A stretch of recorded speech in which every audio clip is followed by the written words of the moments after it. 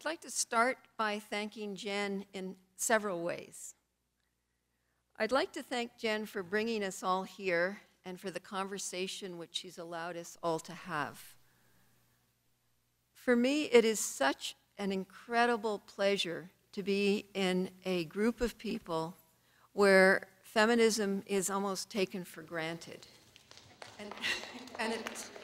And not only feminism, but a type of feminism which is community-based, looking at the realities of women's lives, very specific in time and space, and grounded, and also looking at the global situations. And that combination of local and global, that combination of activism and thinking, scholarship, academia, is so important and far too rare among feminist gatherings. And so I'd like to thank Jen for that. And I guess I'd also like to thank Jen for the way that she has brought ideas and activism together in such an articulated and integrated way. Another very rare gift. And for me, there are two features of Jen's work which I found particularly valuable. For many years, I've been struggling with trying to understand alternative notions of wealth. And one of the features, and so I understood a number of features about the money system and the insatiable greed and all of those sorts of things that this money system creates. But the feature that I hadn't understood until I met Jen was the exchange basis for that economy, and how important it and how much of a shift it is to all of a sudden recognize that difference.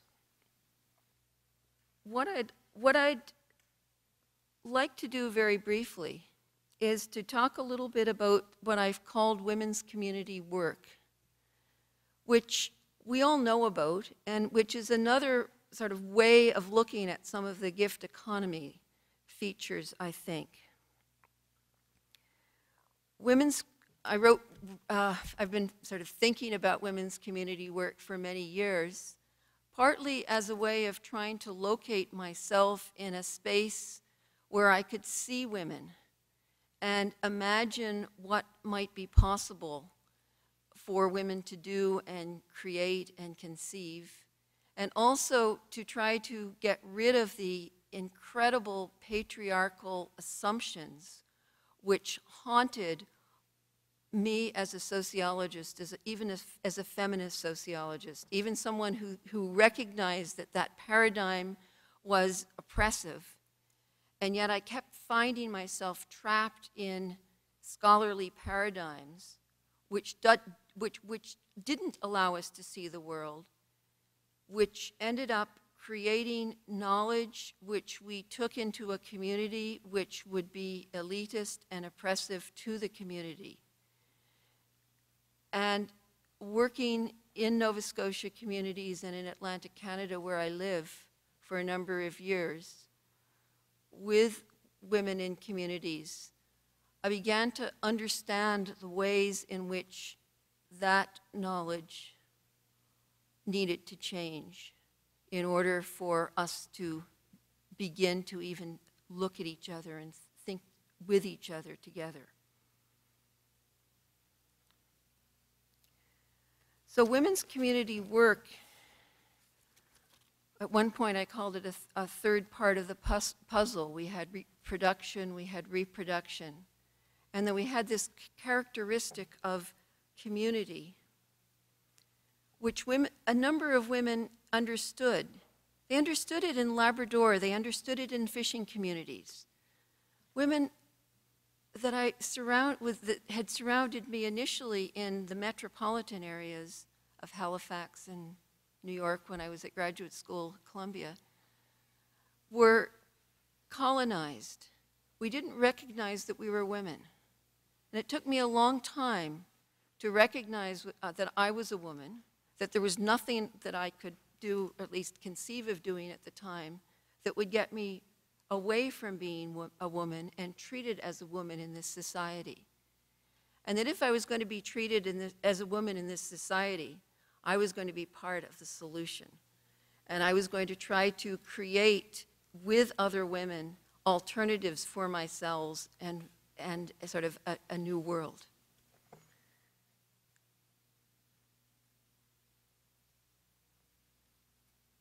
One of the things that I began to recognize was that the concepts of the everyday concepts we use, security these days, things like wealth, were so fundamentally riddled with assumptions that made no sense for women, and which didn't center people either, which didn't look at women's potential or anyone's potential, which were dead concepts. They were based on exploitation. They were based on slavery. There was an economist named Goldsmith that I read at one point that said, natural resources are excluded from calculations of national wealth insofar as they cannot be separately appropriated or sold, as is the case with sunshine and precipitation.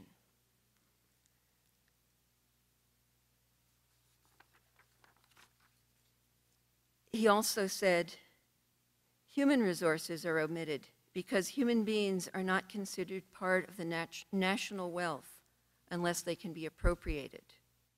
Where slavery exists, the market values of slaves, which in part reflects their training, constitutes a separate category of national wealth. It is perhaps symptomatic of patriarchy that the concept of standard of living is based on an assumption which only includes human potential when it is enslaved.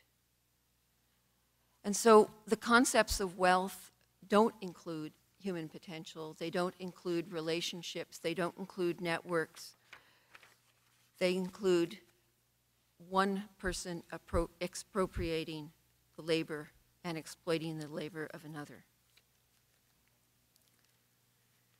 And when women in Labrador taught me to see women's community work, they taught me to see that women were in fact creating the community. If it weren't for the community, there would be no, if it weren't for the women, there would be no community, they told me. And they told me this after I had a PhD. Somehow my PhD education as a sociologist at Columbia University, which said it was the greatest university anywhere for sociologists, hadn't taught me to see the world, had not taught me to recognize women, to value women, to value myself.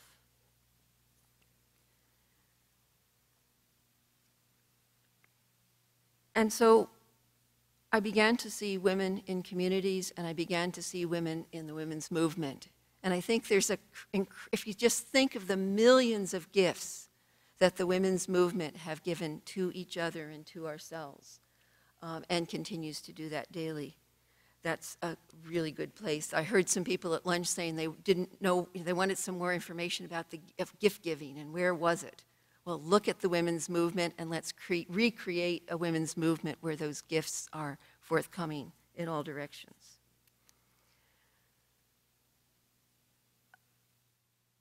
I've also, part of understanding, my understanding as a feminist is also understanding patriarchy.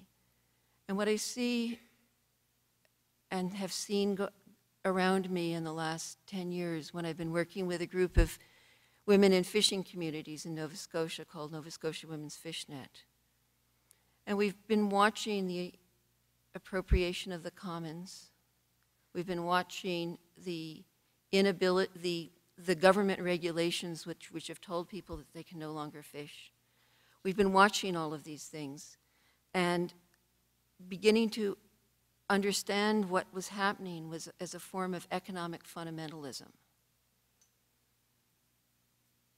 This should have prepared me for a Supreme Court decision which occurred 2 weeks ago in Canada. The Supreme Court, in a unanimous decision, said that Newfoundland, which is a poor province, was excused from living up to its commitments to equality and to women's equal pay for work of equal value, which the health workers had negotiated with the Newfoundland government in 1991. So courts take a while to make decisions, as you can see. And basically what they said is, although that women's equality rights don't matter because Newfoundland was in such debt, and in extraordinary circumstances like this, the debt can, is a bigger value. Getting rid of the debt, not making Newfoundland more in debt, is a higher value than women's equality. And I say that that particular decision, although intellectually, it is economic fundamentalism. That's what it's an example of, a perfect example of that. But I didn't expect it. I didn't expect it in a country which had signed CEDAW, the Convention on the Elimination of All Forms of Discrimination Against Women, where governments are required to take appropriate action to reduce inequalities toward women. And yet in this country that has done that, nevertheless, the Supreme Court ended up making a decision like that.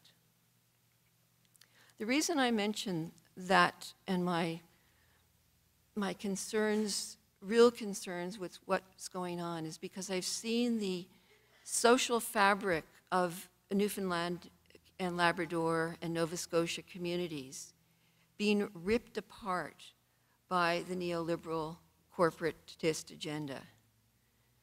And I'm concerned, I'm sort of, when I was writing this paper, I came up against a question which I want to pose because I don't know the answer.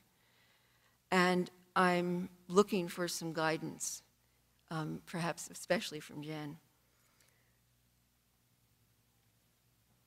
I wonder, I can understand the incredible importance that the gift has made to me in understanding, the incredible importance it seems to have made by people in this, to people in this room, because I've heard them talk about it.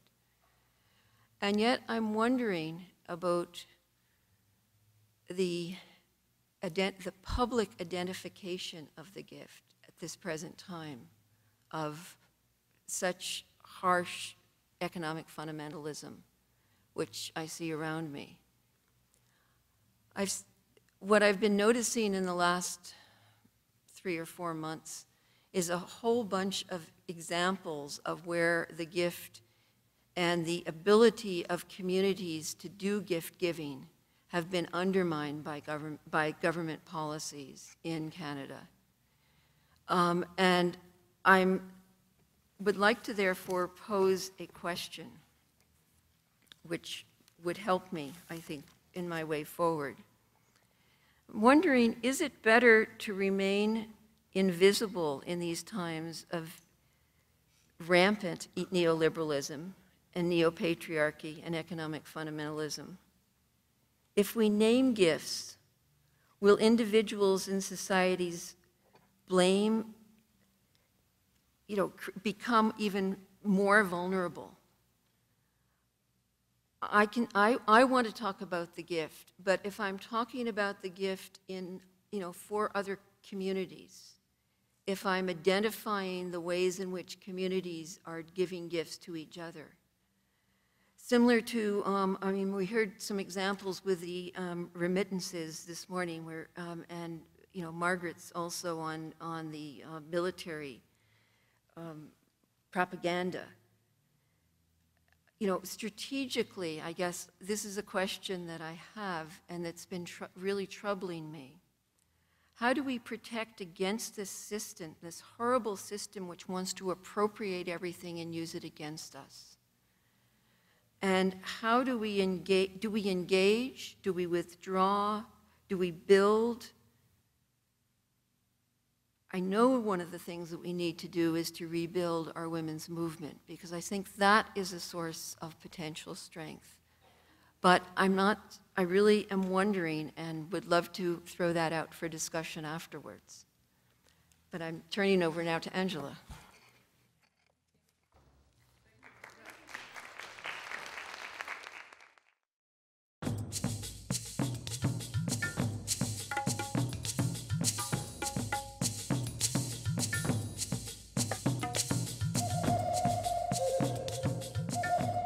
I want to thank Jen as well, and thank all of my sisters and the few men who are here for this gathering. I found it incredibly important, the ways,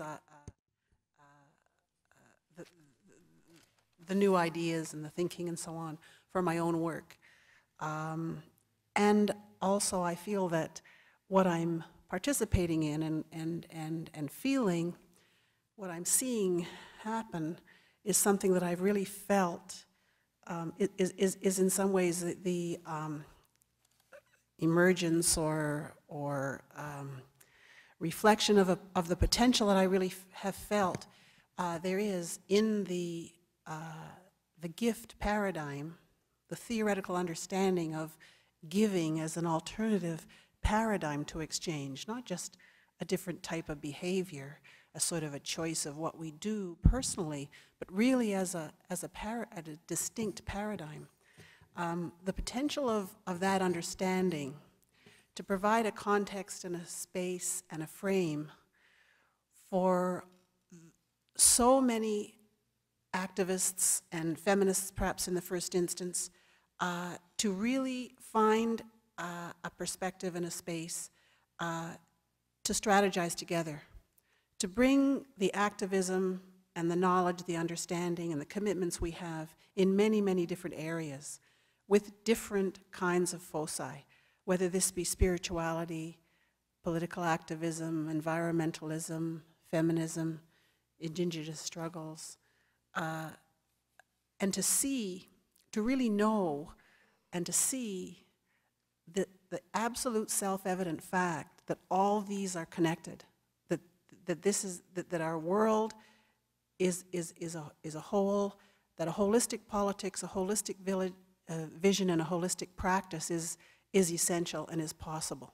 And I think not only are we seeing the beginnings of some of that dialogue here, and that development of all our thinkings in its diversity, but those of us who have been doing politics, longing for a space when the spiritual elements of that politics can really be articulated and developed, will be have come here, and will be more of us will be attracted in the future. And those of us whose practice has been largely spiritual, but who have felt it to be political, have longed for a space when the full political significance and contribution and nature of that spirituality can really be manifest and can be lived, will have been attracted here and will be more and more attracted to a network and to the kind of strategizing. So that has been tremendous for me, to see that and really be confirmed in my sense of the potential of this understanding of a gift paradigm. And I also see really confirmed the fact that within that perspective, or that broad understanding, which can be applied in many, many diverse ways and developed in many diverse ways, is really a home for the kinds of activism that we heard Carol talk about, that Margaret Randall was referring to, and the way of being that Marta talked about, which is we have to be peace, not just struggle for peace. That this is a place where those essential elements of how we move forward can really be honored and can find each other and can strengthen each other. And that is very exciting to me. I think when Linda and others talk about strengthening the feminist movement, we really are looking for connections, for networks, for strategizing that's political. we don't want just alliances. We don't just want connections. We don't just want to fall behind one issue at this time and the next issue and sort of support each other. But really we need a political definition for our movement. And my sense is that this gift paradigm brings us that possibility, because it isn't a line and it's not simply a set of, thank you, Anna. Is that, I've already used that up, or I've got that to go? Left, okay, thank you. Whew. Okay, that was my preferred response. So that, anyway, where was I? Oh yeah, that we need a political definition, but we don't need a political line. And this political definition is really deeply, deeply, deeply critical and visionary. So it's broad enough and it's deep enough to encompass us and to move us forward. And work, I think, in every area. What I've sensed from people is that this brings something to an already ongoing work. It's not that anybody's going to drop what they're doing and move to doing the gift. It's that we're going to do what we've been doing in ways that understand its connections and the full potential somewhat more fully. And I feel partly a number of things that I'll just briefly list some of the things that I think are important about this. One is the way that it allows us to understand, I think, what a lot of us have really known, that change now has to be led by women. So and you know it from practice, you know it from experience, you know it from looking around, but and we've had ways of articulating that and knowing that, but I think this deepens our understanding of why that is and how that might be possible. And of course, the kinds of, and the important role and important resources in Indigenous communities and from Indigenous communities and struggles that are women-friendly, that is consistent with traditions. The notion that many of us have been working on for like decades, that women's work must be respected and honored and valued, and so must nature, but it mustn't be commodified. And there's a problem unless and until one can begin looking at a paradigm of giving and moving everything in that direction, and struggling, not trying to keep a few areas that aren't commodified, but absolutely getting rid of the notion of exchange and a world built on that. And I think another powerful or important connection for me, or deeper understanding for me, is the sense that I have known that we have to have feminisms that affirm women, but we have to resist gender as a structuring hierarchy. And I have spoken about that as a dialectical contradiction. It's a contradiction which we have to refuse and move forward and with as we create new possibilities for being, so that you affirm women to move beyond gender. And we do that all the time in this movement. But to the notion of masculation, the notion that actually women are human. We have not been masculated. We haven't been gendered. Men have been gendered. So that when we're affirming, and of course more and more in our modernized, developed, industrialized society, we are being masculated as well. But we haven't been as masculated as men. That women have, for all sorts of reasons, got to have our feet in, keep our feet in the human. The fact that means that when we struggle as women and we affirm women and we talk about the ways that that our experience and values and responsibilities are formative in this struggle, we're talking about the human. And I don't have to talk about dialectical contradictions anymore. I can just see that that in affirming what has been the human that women have remained with is the shape of our struggle. Another, I think, important and exciting thing for me is that we don't have to wonder how we're going to create socialist man. And I never was into creating socialist man, but what I mean is there's a long tradition of reflection and concern on the left and among radicals about how to get the kind of people that can live in a world that isn't about individualism, competition, profit. And I think really understanding giving as the core and essential human capacity relationship, and the one in which we all do feel most human, most vibrant, most alive. We feel best when we're giving and receiving in that human way. When we know that, we do just need to get a world where we're allowed to do that. And that is, I think, an important shift it is an important shift of understanding for me. Okay. And I think another important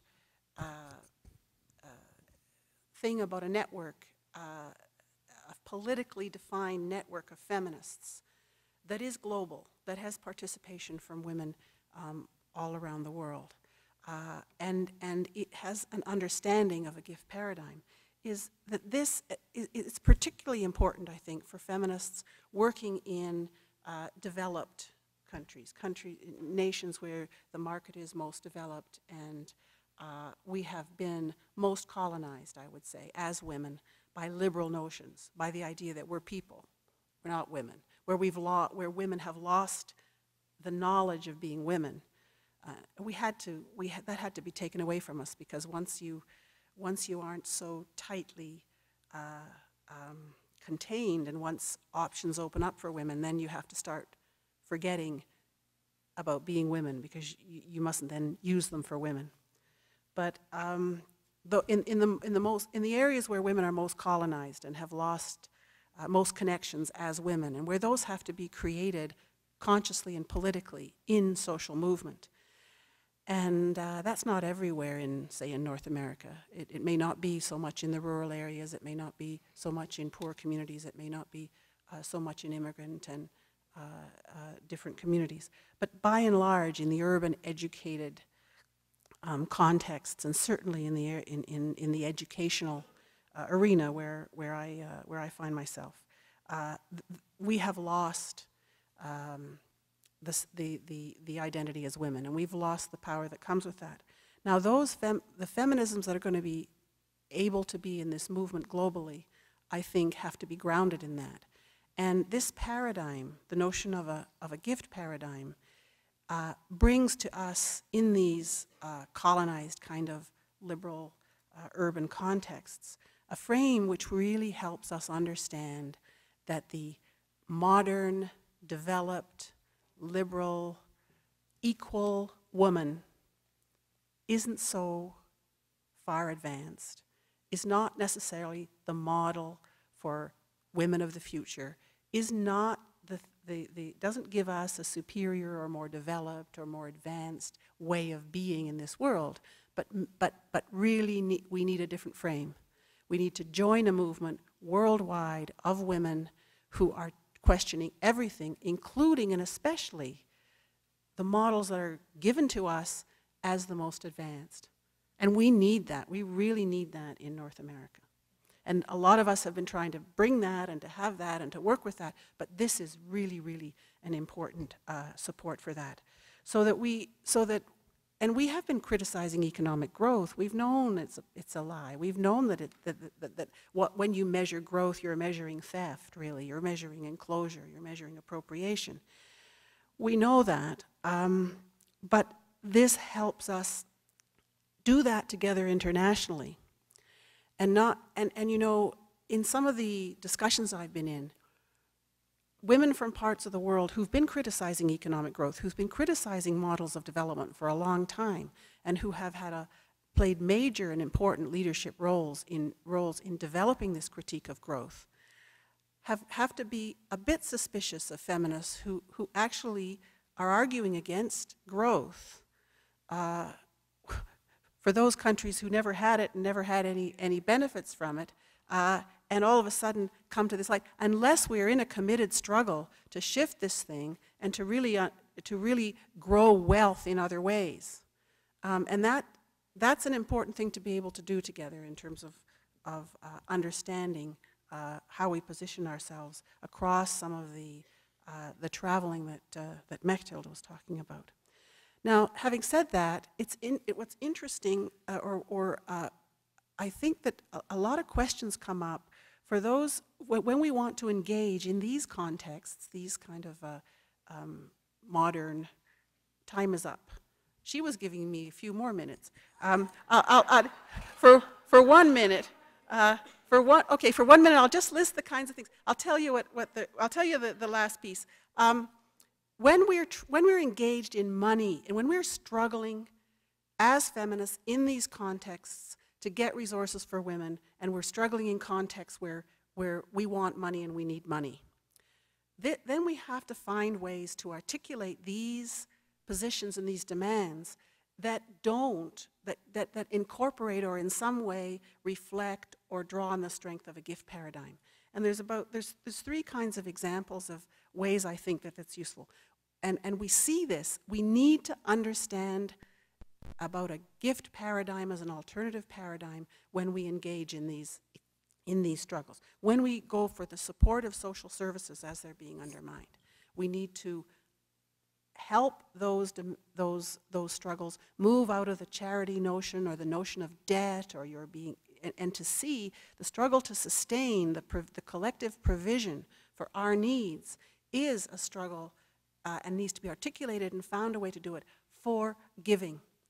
In Canada, we recently had a very interesting meeting where feminists gathered to examine questions of all the ways that groups had been struggling against poverty and had been struggling for economic rights and labor rights. And we shared a lot of what we've been doing in our campaigns.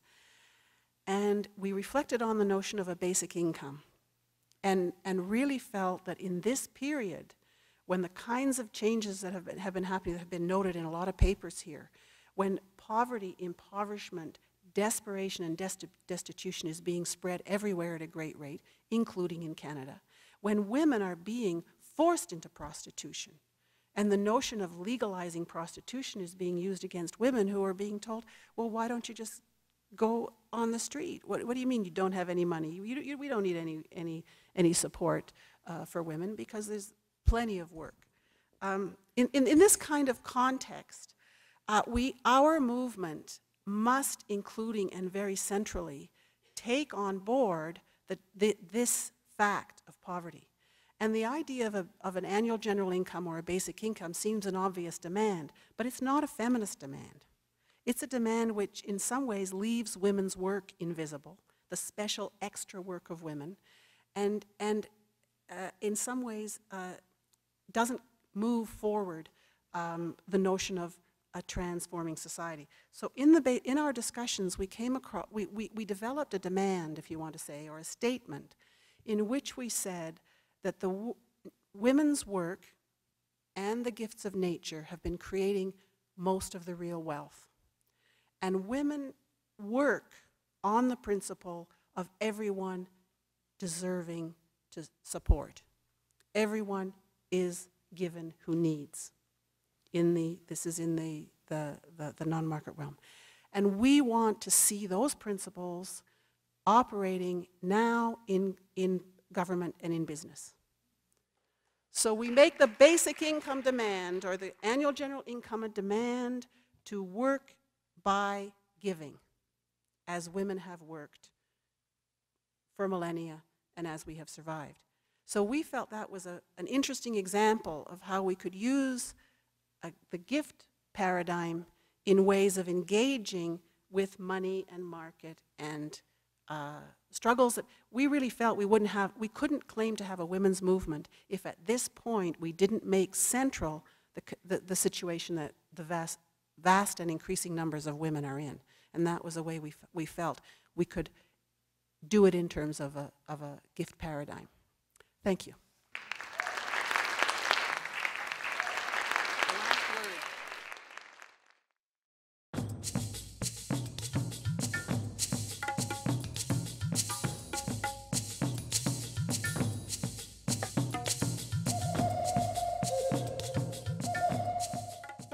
start out and just ask for some forgiveness because I've been working hard on this conference for a while now, and to get my thoughts all together on a topic that I've been working on and living for 10 years, it was hard to put my thoughts all on it. So I've been writing on it for a while, and then this morning I had Jen, I woke her up and I was like, let me print it out, and I printed it out, and I got it here, and I've been making food, and I lost it. So we're just going to go with what we got here. So I'm going to start out and just say, I was asked to speak on activism, and that's what I like to call, and I put it in there, a hopeful gift for a better world. And I think we've been provided with a lot of hope this weekend, and that's really what I am more than any of the other things that I'm described as is a networker. And I really enjoy and love to have this experience, to get so many amazing people in one space to be able to talk, connect, and try to like find ways to move forward. What are we going to do next? That's the real question. So I guess it's good I'm going last because those are the questions we're going to have to start asking ourselves over the last couple, or next couple of days. So what I want to do is show you what my activism is, where I found my voice. And, well, I got to say thank you to Frida, too, because she's my mentor. And usually I'm on the other side of this. I'm listening to all the people talk. So this is my very first time to speak in front of a large crowd of people, so I want to be really honest about that. So I'm a little bit nervous, but I'm going to get out of that by doing what makes me, like, in my power and what helped me find my voice. And it's called radical cheerleading. And I know there's been a ton of people that have asked about it. And so this is the opportunity right now. So I know some people have like, ooh, we hate cheerleaders, ooh, what they represent. This is our time to reclaim that. We're reclaiming all the cheerleaders inside of us, finding our passion and love for something new, right? Okay, but what I want to do first is unify us in something that we all probably don't like so much. So I want all the cheerleaders to come down. I got a crew. We got a crew. Come on down, all the cheerleaders. And if you've ever wanted to be a cheerleader, come on up here.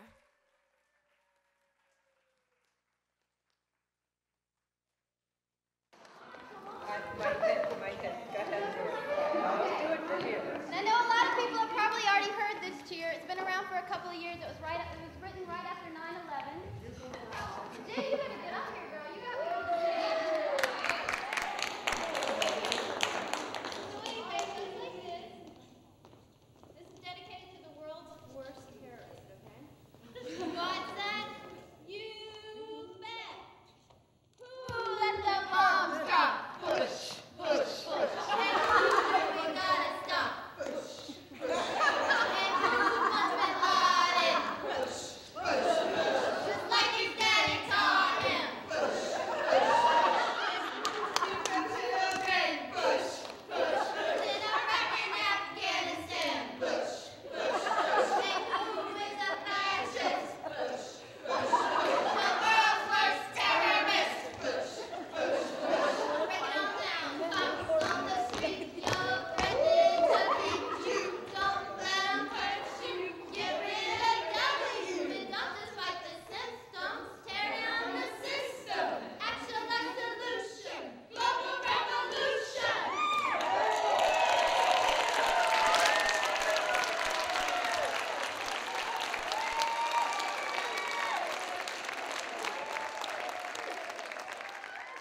So anyway, that comes from radical cheerleading, and that's a movement of about 8 years that we've been developing this idea, and it's gone around the world now. It's in Poland. People write from Poland asking about it, so Russia, all over the place. But it is definitely an American icon, and we twisted it to what we needed it to say. And so I think that's what we're providing the needs of whatever the issue is. So that's what radical cheerleading is about. And what it helped me do was travel throughout the country and meet people all over the place. And then through that process, started being a part of the mass mobilizations against the WTO, against the IMF, Seattle, DC, wherever that was. In Philly 4 years ago, large number of my friends were arrested in Philadelphia at the RNC. We came back from that really, really beaten, really, really hurt, like a lot of us feel right now after this last election. And so what we did, we're like, well, we know what we're against. We all know we're against Bush, right? But what are we for? That's the question, right? So we all got together and we were like, what is it that we're for? What can we create? What can we make? You know? So what we did is we were gifted a beautiful space in Austin, Texas that, similar to some of the situations, like Tracy Gary, like Genevieve Vaughan, people like this that have the resources they gave to us. We were given this huge warehouse, and we created it into a space. There's a large number of people here that have been a part of that have helped with that process, and it's called the Rhizome Collective. And rhizomes are those little roots that run under the ground, right? And that's the kind of revolution I'm talking about. It's a revolution of consciousness, of our minds, that what we're doing here, connecting on that level.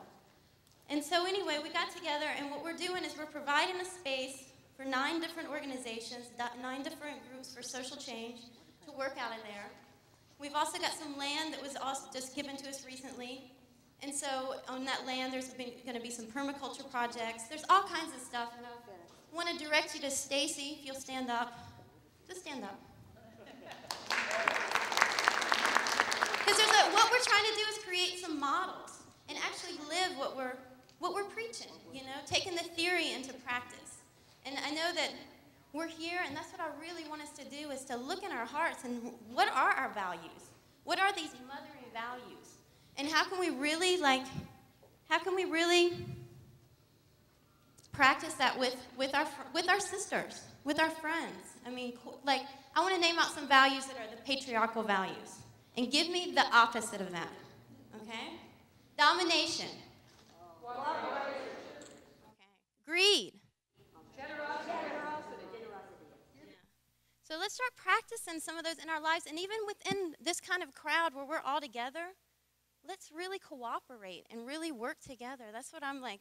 What I'm feeling is like, speaking from my heart, is that's what I know. That's what I've been working on this conference the whole weekend, and I'm like, okay, this is great. We have all these theories, but now, like, how can we, like, connect on that amongst each person here to go back to our communities and do that? As a Zapatismo, that's in their language, is like it's an international network of people that we're building that's creating this new world. But what are we doing locally? What are we doing in our home? And so that's what I'm inspired to say that. And I definitely want to talk about burnout too, is that so many of us work so hard. We're giving everything we've got. And we've got to make time to honor the time when people need a break and really respect that, you know?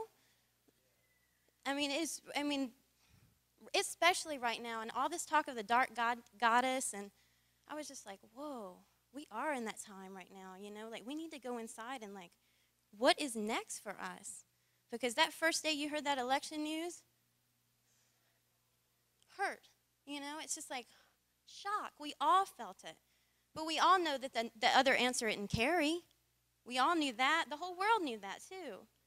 So it's what we're doing right here, and I'm so excited about being a part of this process, and I don't know, I'm probably leaving out everything that I had written in my little speech. I'm so nervous. But this is a gift to Pandora. Right there. It's a little altar that I made before I came, and I had been researching her, and I was so excited to hear you speak on her. And, but yeah, the giver of all gifts. That's her, you know? And we're her. That's who we are. So that's really all I have to say. And I have a little cheer to close this up. And just what I was saying about cheers provide the needs for whatever issue at hand. And the issue at hand today is the gift economy. Maybe I did write this down. No, I'm just going to do it. Okay. And this is actually the very first time that we cheered in South Florida when our little squad got together. And like I said, it's gone out around the world, but the very first time, there was a little crew of us, maybe 5 people. And so we had written a number of cheers, and we're like, let's go out in the street and do them and just see how people respond and get our little cheerleading skirts on. Let's go, you know?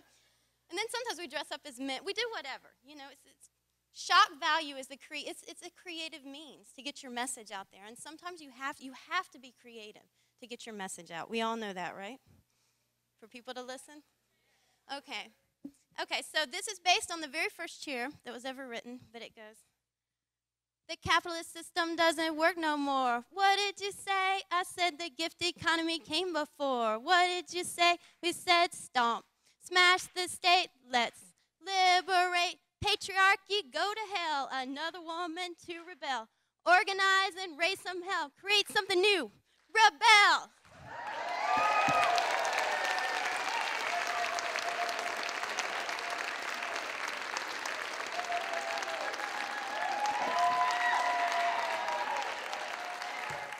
Thank you, Brakin.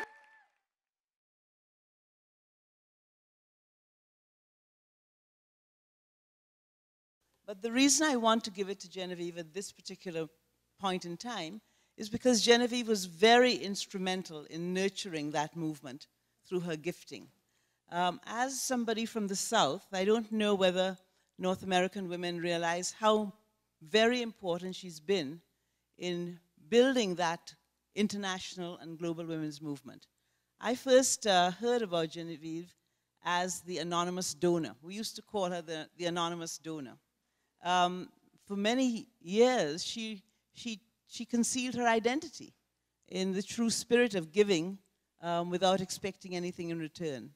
And the story of why she finally revealed herself is interesting, but I just wanted you to know, Jen, that all those projects, we've heard about Wings, we've heard about Fire, we've heard about the Peace Tent, but we haven't heard about the hundreds and hundreds of small projects and small visions that you have really supported. And that book, in a sense, is about a movement that you had a very large hand in creating.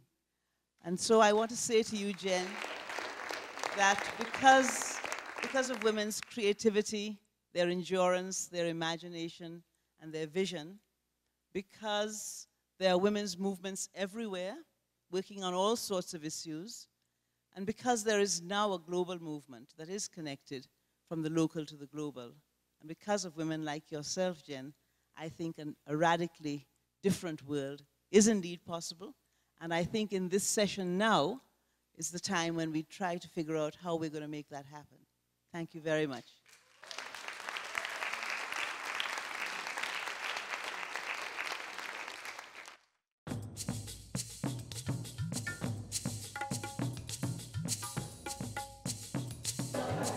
She's coming, she's coming.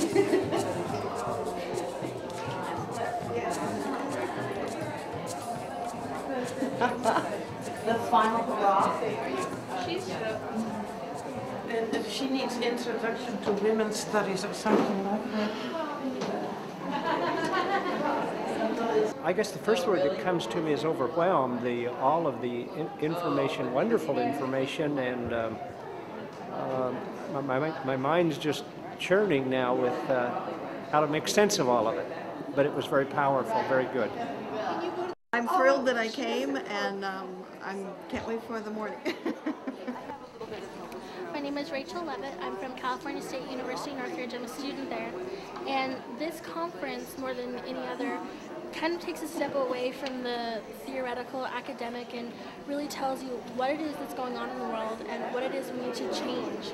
And this idea that we could have a radical paradigm shift from exploitative, capitalistic kind of global monopoly on how we think, and to go towards one more equitable and more geared towards gift giving is really revolutionary, but also kind of, we all kind of knew that to begin with, that that's how things probably should be. And one of the panelists, the opening night, brought up the idea that the way we have language, the words that we have and the meanings that they have, the way that we bring meanings to words and to concepts really reflects what it is that our society values and what it is that we don't value.